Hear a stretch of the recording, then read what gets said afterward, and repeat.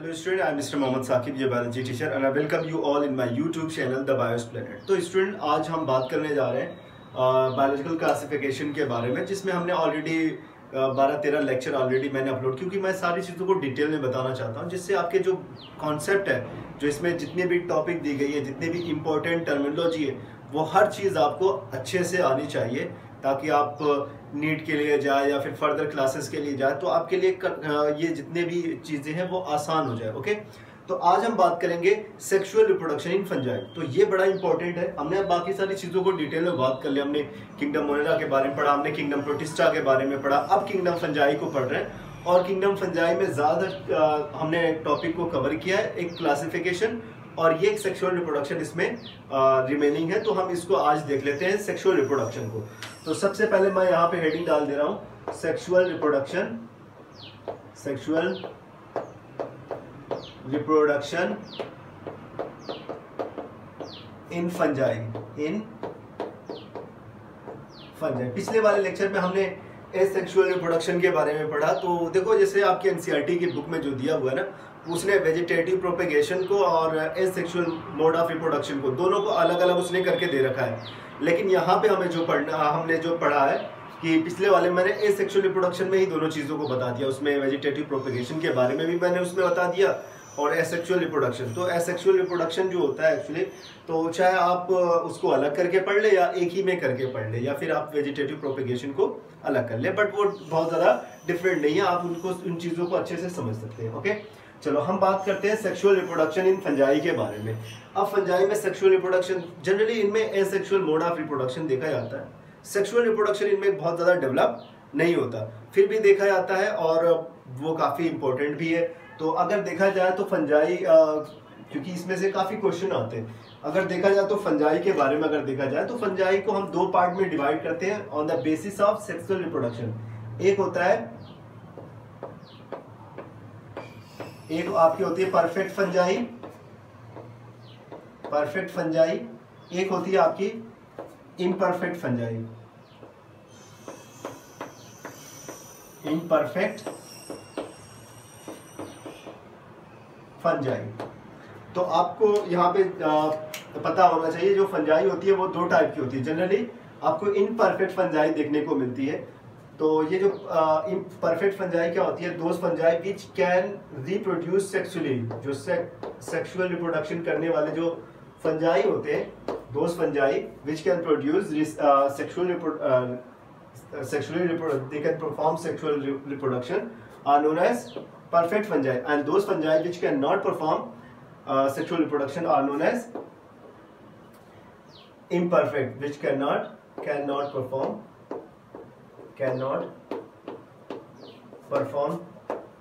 sexual reproduction।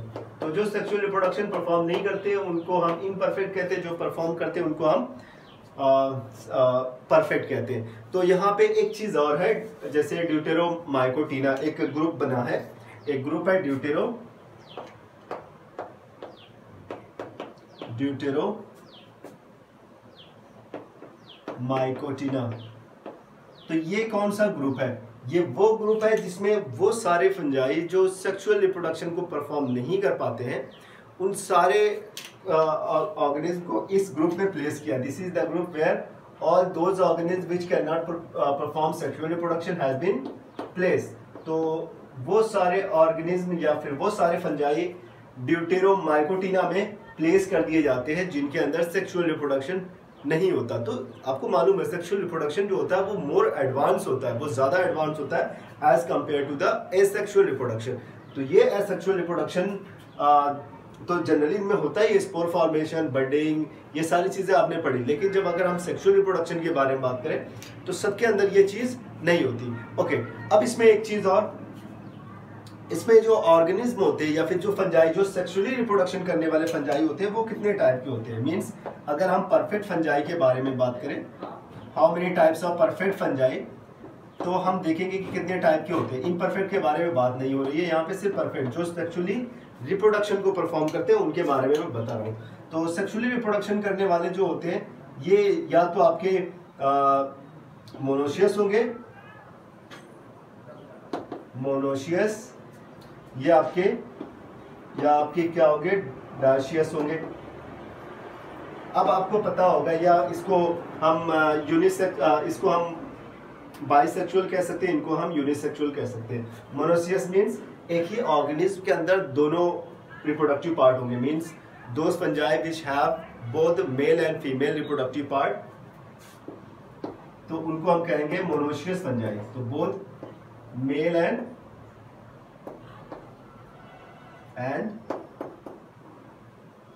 Female reproductive organ, जिनके पास दोनों male and female reproductive organ होंगे तो उनको हम मोनोसियस कहेंगे। And those fungi which have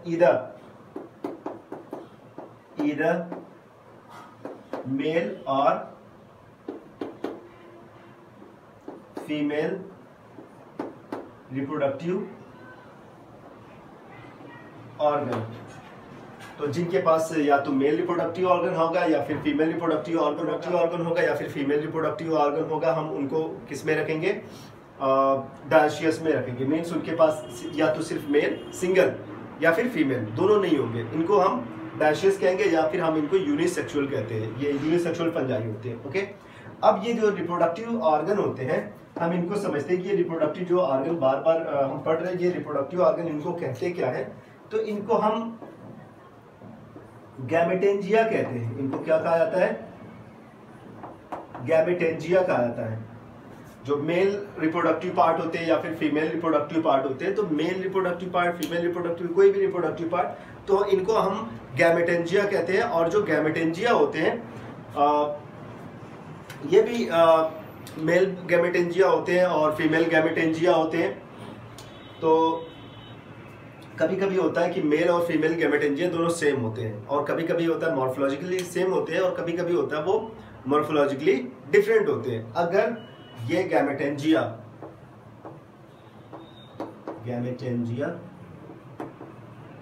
if these gametangia are morphologically similar, यहाँ पे मैं लिख दे रहा हूँ, these are morphologically similar, थोड़ा शॉर्ट में मैं लिख रहा हूं ताकि सिमिलर, तो हम इसको कहते हैं आइसो गैमेटेंजिया। और अगर ये मॉर्फोलॉजिकली डिफरेंट होते हैं, मॉर्फोलॉजिकली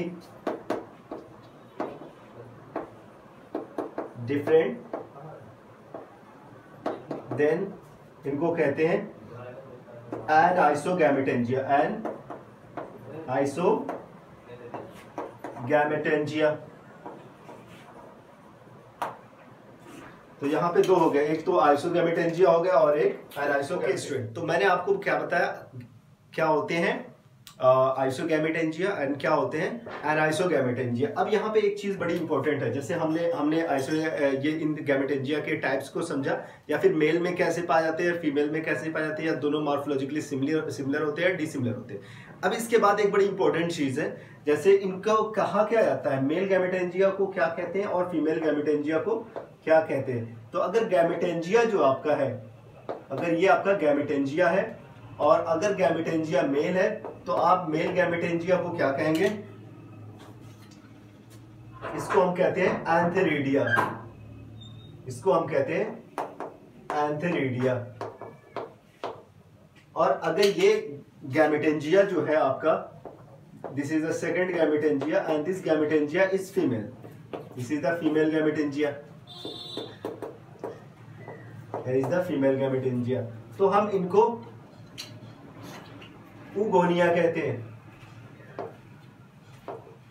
तो इनको क्या कहा जाता है, इनको उगोनिया कहा जाता है। तो हमारे पास दो टाइप के गैमेटेंजिया हो गए, एक मेल गैमेटेंजिया हो गया, फीमेल गैमेटेंजिया हो गया। Male gametangia is known as antheridia and female gametangia is known as oogonia. I hope कि आपका इतना कॉन्सेप्ट क्लियर हो गया कि ये होते कैसे और इनके बारे में। अब हम बात करते हैं कि जो सेक्सुअल रिप्रोडक्शन होता है वो कितने स्टेप में होता है, वो समझना बड़ा इंपॉर्टेंट है, क्योंकि सेक्सुअल रिप्रोडक्शन में ये बड़ी इंपॉर्टेंट चीज होती है। टाइप्स ऑफ या फिर स्टेप जो होते हैं वो कौन कौन से होते हैं, तो इवेंट्स या फिर स्टेप। तो यहाँ पे मैं लिख दे रहा हूँ steps of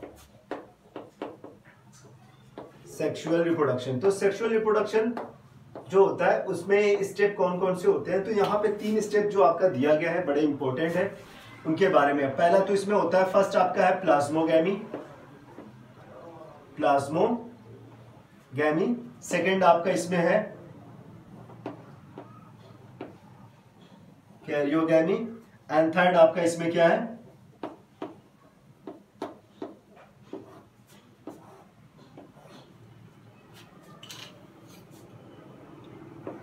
first plasmogamy, second karyogamy and third meiosis. ये 3 चीजें होती है, 3 स्टेप में आपका सेक्सुअल रिप्रोडक्शन परफॉर्म होता है फंजाई के अंदर।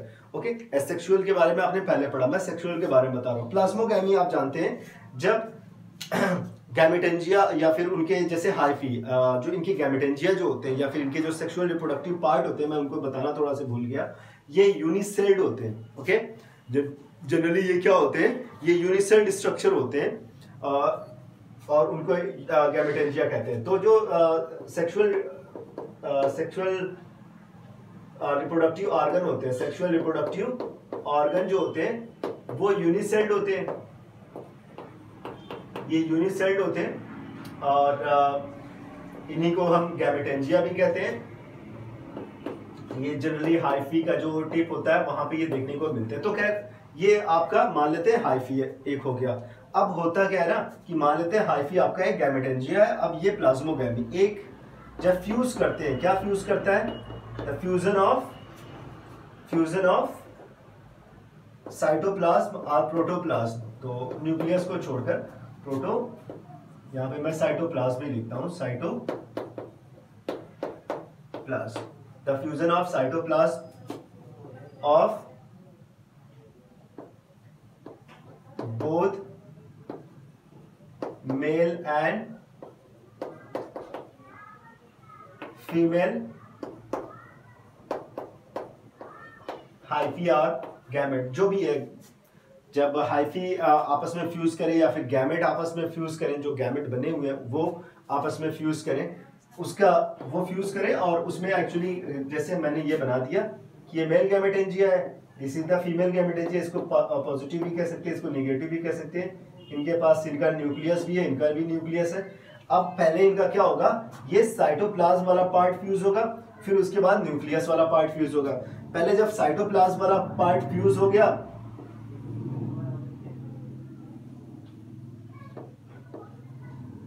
अभी इनका न्यूक्लियस फ्यूज नहीं हुआ, तो पहले जब इनका साइटोप्लाज्म वाला पार्ट फ्यूज हुआ तो हमने इसे कहा कि ये आपका हो गया plasmogamy, this is known as,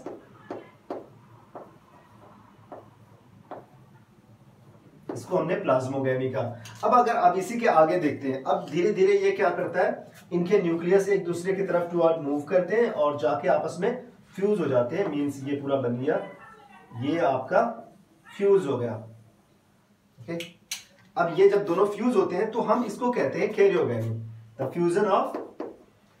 देखो ये जो आपका है ये हैप्लॉइड होता है, हैप्लॉइड न्यूक्लियस। ये न्यूक्लियस क्या है, हैप्लॉइड न्यूक्लियस। तो दोनों जो न्यूक्लियस होते हैं, मेल जो गैमेट होता है या फिर मेल हाइफी होता है, फीमेल हाइफी होता है, उनके पास क्या होते हैं, जो आपके गैमेट होते हैं वो हैप्लॉइड होते हैं। यहाँ पे भी आपका जब गैमेट जो हैप्लॉइड है यहाँ पे फ्यूज हुआ, तो हैप्लॉइड गैमेट के फ्यूज होने से, फ्यूज होना है दो हैप्लॉइड गैमेट का फ्यूज होना, इसको हम कहते हैं कैरियोगैमी। इसी को हम कहते हैं कैरियोगैमी। आई होप कि आपको इतना समझ में आ गया होगा कि होता है प्लाज्मोगैमी और क्या होता है karyogamy. Plasmogamy means fusion of cytoplasm and karyogamy is fusion of haploid nucleus of both male and female gametangia. तो मेल और फीमेल गैमेटेंजिया के जो हैप्लॉइड न्यूक्लियस होते हैं वो फ्यूज कर गए। अब कभी कभी होता है ना कि ये फ्यूज हुए, तुरंत इनके अंदर क्या हो गया, ये डिप्लॉइड फॉर्म में चले गए। ये फ्यूज हुए तो क्या बन गए, डिप्लॉइड न्यूक्लियस बन गए। फ्यूज होते ही तुरंत क्या हो गया, सडनली ये डिप्लॉइड न्यूक्लियस का फॉर्मेशन कर दिया। और बहुत सारे ऐसे होते हैं जिनमें तुरंत डिप्लॉइड न्यूक्लियस का फॉर्मेशन नहीं होता, कुछ टाइम तक ये दोनों, जैसे यहाँ पे मैंने बनाया है, अगर ये इस तरीके से होता, ये अलग है, या फिर ये ऐसे, यहाँ पे दोनों फ्यूज हो गए और दोनों मिलके दोनों ने क्या बना लिया, एक बना लिया। यहाँ पे फ्यूज होने के बाद एक न्यूक्लियस बन गया। अब ये तो डिप्लॉयड हो गया क्योंकि एक ही न्यूक्लियस बन गया, दोनों न्यूक्लियस फ्यूज हो गए कंप्लीटली। लेकिन यहाँ पे दोनों न्यूक्लियस फ्यूज नहीं है, कुछ टाइम तक दोनों न्यूक्लियस क्या करते हैं, रेस्टिंग फेज में या फिर आपस में n+n की पोजीशन में होते हैं। ओके, ये वाला जो दिख रहा है आपका n+n की पोजीशन, क्योंकि दोनों फ्यूज नहीं है। बट ये क्या हो गया, ये 2n की पोजीशन में आ गया, दोनों आपस में फ्यूज हो चुके हैं। बट इस वाली सेल में फ्यूज नहीं हुए। मतलब जो कैरियोगैमी जो होता है ये दो टाइप का होता है। एक जो होता है ना कि अचानक से दोनों फ्यूज हो गए, ठीक है, और एक होता है फ्यूज हो गए और क्या बना लिया, कौन सा न्यूक्लियस बना लिया, डिप्लॉयड न्यूक्लियस बना लिया। एक फ्यूज हो जाते हैं बट कंप्लीटली फ्यूज नहीं होते, कुछ टाइम तक ऐसे ही रहते, NN की कंडीशन में रहते हैं। इनका जेनेटिक मटेरियल आपस में फ्यूज कंप्लीट नहीं होता। तो इस टाइप के जो स्टेज होती है इसको हम डाइकैरियोन कहते हैं। इसको क्या कहेंगे, ये तो डिप्लॉयड न्यूक्लियस है, ये वाला जो स्टेज या फिर ये स्ट्रक्चर जो न्यूक्लियस जो कहलाता है, इस न्यूक्लियस को हम कहते हैं डाइकैरियोन न्यूक्लियस। और इस स्टेज को डाइकैरियोन स्टेज कहते हैं। ओके, इस स्टेज को हम कहेंगे डाइकैरियो स्टेज कहते हैं। बहुत ही इंपॉर्टेंट है। अब इसके बाद क्या होगा कि ये फिर बाद में ये फ्यूज होंगे, ठीक है, कुछ टाइम बाद फ्यूज इनको होना है, फ्यूज होना इनका कंपलसरी है। अभी नहीं हुए बट रेस्टिंग फेज आया, रेस्टिंग फेज में ये फ्यूज नहीं हुए, उसके बाद फिर से ये फ्यूज होंगे और डिप्लॉयड न्यूक्लियस को बना लेंगे। तो डाइकैरियोन स्टेज के बाद फिर से क्या होगा, डिप्लॉयड न्यूक्लियस का बनना तय है। ओके, अब ये डिप्लॉयड न्यूक्लियस बन गया। डिप्लॉयड न्यूक्लियस का मतलब ये बन गया आपका जाइगोट, इसको हम जाइगोट कह सकते हैं। बट ये जाइगोट एम्ब्रायो की फॉर्म कभी नहीं लेता। फंजाई में एक चीज याद रखें, जो सेक्सुअल रिप्रोडक्शन से एम्ब्रायो नहीं बनता। ओके, तो ये आपका बन गया जाइगोट। अब जाइगोट में क्या होगा, फटाक से डिवीजन हो जाएगा। कौन सा डिवीजन या कौन सा स्टेज आ जाएगा या फिर कौन सा स्टेप फॉलो होगा, मियोसिस होगा। मियोसिस होगा तो फिर इससे क्या बन जाएंगे, फिर से दो हैप्लॉइड न्यूक्लियस वाले स्ट्रक्चर बन जाएंगे। ओके, तो दो हैप्लॉइड न्यूक्लियस वाले स्ट्रक्चर या दो स्पोर का फॉर्मेशन हो जाएगा। तो एक ये है जिसमें हैप्लॉइड न्यूक्लियस है, ये फिर से हैप्लॉइड न्यूक्लियस, कुछ टाइम के बहुत शॉर्ट पीरियड के लिए ये डिप्लॉयड होते हैं। ये भी आपका हैप्लॉइड हो गया। ओके, और ये ऐसा बनने के लिए जब ये होता है, ये डिप्लॉयड स्ट्रक्चर बनता है, तो इसमें एक फ्रूटिंग बॉडी प्रोड्यूस होती है। उस फ्रूटिंग बॉडी के अंदर ये मियोसिस का प्रोसेस होता है और मियोसिस से फिर क्या होते हैं, हैप्लॉइड सेल वाले या हैप्लॉइड स्ट्रक्चर वाले दोबारा से हैप्लॉइड स्ट्रक्चर वाले आपके क्या बन जाते हैं, स्पोर बन जाते हैं। और ये फिर से आगे फर्दर रिएक्शन में इन्वॉल्व होंगे और उसके बाद कंप्लीट ऑर्गेनिज्म का फॉर्मेशन करेंगे। ये सारी चीजें, ये सारे के सारे प्रोसेस आगे की तरफ बढ़ते चले जाते हैं। एक्सेक्सुअल मोड ऑफ रिप्रोडक्शन में देखा जाता है। ओके, आई होप कि आपको इतना समझ में आ गया। अब नेक्स्ट वाले पे हम बात करेंगे, इनके टाइप्स के बारे में बात करेंगे हम, फाइकोमाइसिटीज और एस्कोमाइसिटीज, बेसिडियोमाइसिटीज, और हम ड्यूटेरोमाइसिटीज के बारे में बात करेंगे, क्लासिफिकेशन जो है। फिर आपका हमारा जो वायरस एंड वायरोइड्स के बारे में है, लाइकेन के बारे में, हम उनको पढ़ेंगे और चैप्टर को कंप्लीट करेंगे। एक चीज और, ये जो डाइकैरियो स्टेज जो देखी जाती है, ये आपके एस्कोमाइसिटीज एंड बेसिडियोमाइसिटीज में देखी जाती है। ओके, मैं यहाँ पे एग्जांपल आपका लिख दे रहा हूँ। तो आपका एस्कोमाइसिटीज या आपका बेसिडियोमाइसिटीज में ये देखा जाता है। ओके, तो ये चीज आप अच्छे से याद कर लें या समझ लें। कहीं पे कोई प्रॉब्लम है तो आप कमेंट बॉक्स में जरूर लिखे बताएं। आई होप कि मैंने जितना आज बताया वो आपको समझ में आ गया। और आज के लेक्चर में बस इतना ही। अच्छे से पढ़ते रहें और हार्ड वर्क करते रहें, कभी इन सारी चीज़ों से बचने की कोशिश ना करें, क्योंकि देखो सक्सेस का कोई शॉर्टकट नहीं होता। शॉर्टकट की तरफ ना जाए। Smart work and hard work दोनों आपके लिए बहुत हेल्पफुल होगा आपके फ्यूचर में। अगर आपको फ्यूचर बनाना है तो शॉर्टकट से दूर रहना होगा। आपको सबसे ज़्यादा आपको डेप्थ में हर चीज़ जाके नॉलेज गेन करना है। तो आज का लेक्चर मैं यहीं पे ख़त्म करता हूँ। Thank you so much.